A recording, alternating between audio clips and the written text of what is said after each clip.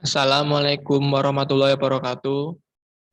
Di sini saya akan mereview jurnal internasional. Saya sendiri atas nama Naufal Farid Yasmin, NIM B100190561, kelas C. Tentang jurnal, judul Recruitment and Selection, the Relationship Between Recruitment and Selection with Organization Performance. Penulis Sahla Ahmed, tahun terbit 2021. Tujuan penelitian. Tujuan dari penelitian ini adalah untuk menentukan prosedur rekrutmen dan seleksi dalam organisasi, serta menemukan metodologi yang terlibat dalam sebuah proses. Selain itu, mencari tahu bagaimana menjadi berkualitas dan memiliki sertifikat yang mempengaruhi proses rekrutmen. Metode penelitian. Metode penelitian yang digunakan dalam penelitian ini adalah metode kuantitatif, karena proses menemukan pengetahuan yang menggunakan data berupa angka sebagai alat menganalisis keterangan mengenai apa yang ingin diketahui. Responden. Responden data untuk makalah penelitian ini dikumpulkan melalui kertas kuesioner. Dibagikan kepada karyawan yang bekerja di perusahaan telekomunikasi. Populasi penelitian ini sekitar 220 karyawan, dibagikan 80 kuesioner, tetapi hanya 69 kuesioner yang diterima peserta. Namun, hanya 60 kuesioner yang diisi dengan benar oleh peserta. Sesuai ukuran sampel awal, total 60 survei dan 100% dikembalikan, yang berarti 60 survei saja.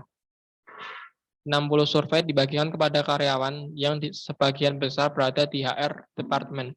Dan survei terdiri dari 4 bagian, yaitu biografi, rekrutmen, seleksi, dan organisasi kerja. Hasil penelitian. Di sini, saya hanya mengambil 2 hasil pertanyaan dari 19 hasil pertanyaan penelitian, yaitu pertanyaan pertama, fokus pada pengalaman di posisi saat ini 60% antara 1 sampai 5 tahun.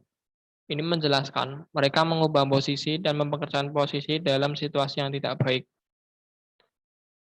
Tidak ada yang tersisa di tempat yang sama dari 1 sampai 5 tahun. Mereka akan menyebabkan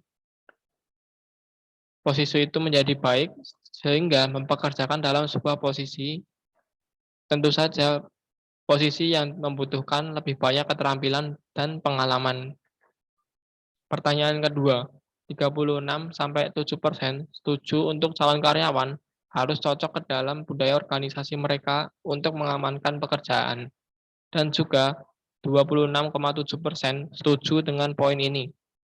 Hanya 10% yang tidak setuju dan sangat tidak setuju dengan poin ini.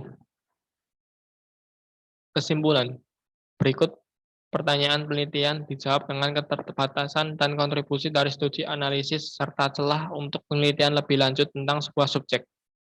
Dalam hal ini, pertanyaan penelitian pertama yang menyatakan bahwa mempertimbangkan gender dan ras untuk promosi internal.